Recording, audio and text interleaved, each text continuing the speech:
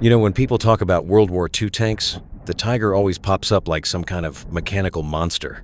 I remember growing up hearing it was basically invincible, like Allied shells just bounced off, and its gun could wreck anything from miles away. It's wild how much of that was fueled by propaganda, too.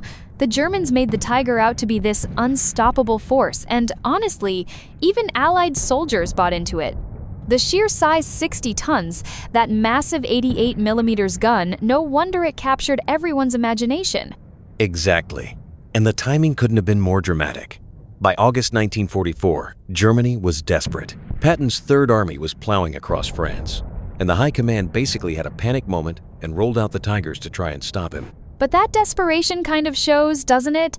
Sending out your superweapon because everything else is getting overrun. It honestly set the stage for one of the most surprising twists in tank warfare history. Everyone thought the Tiger was untouchable, but underneath all that hype, it had some serious flaws. The thing guzzled fuel less than a mile per gallon, and Germany was running out of gas fast by that point. I read somewhere that for every Tiger lost in combat, another just broke down on the side of the road. The mechanics were so complex, and if one thing went wrong, the whole tank could be out of the fight. Plus, they were slow. Even flat out on a road, 25 miles per hour was the best you could hope for, and way less off-road. If the battle moved fast, or you had to chase someone, the Tiger was left behind. And that's what German propaganda never mentioned.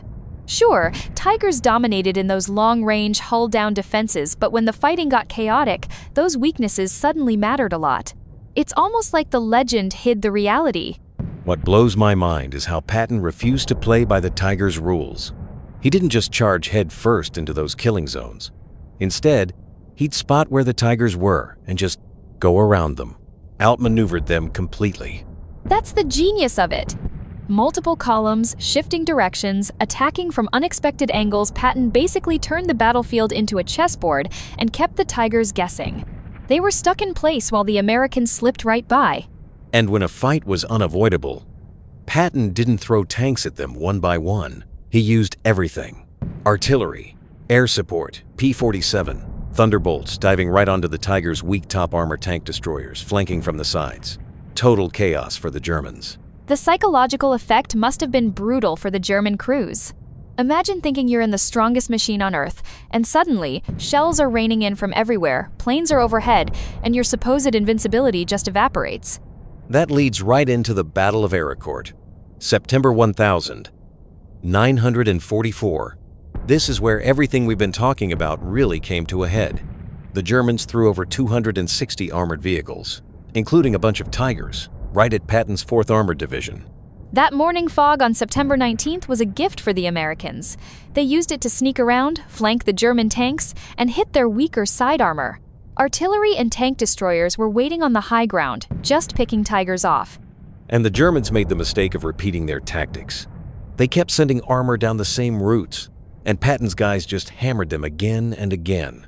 By the end of the month, more than 80 German tanks were destroyed or broken down, and only a fraction of the original force was left running. Meanwhile, the Americans lost under 50 tanks for the whole month. It's a shocking exchange rate, especially considering how much faith the Germans put in their Tigers. It was a turning point not just in the battle, but in how people thought about armored warfare. What really gets me is that the Tigers that survived the battles weren't even taken out by enemy fire half the time. They simply ran out of fuel or broke down and had to be abandoned or blown up by their own crews so they didn't get captured. It's almost tragic, right? You pour resources into building the world's most feared tank, and in the end, it dies on the roadside because you can't keep it running. Patton's strategy turned the Tiger's strengths into weaknesses. Industrial power and coordination beat out raw firepower. By the time Germany surrendered, hardly any of those Tigers were left. What was supposed to save the day became a liability too complex, too slow, too expensive to lose, and way too thirsty for fuel. The legend didn't survive contact with reality. And that's the real lesson, isn't it?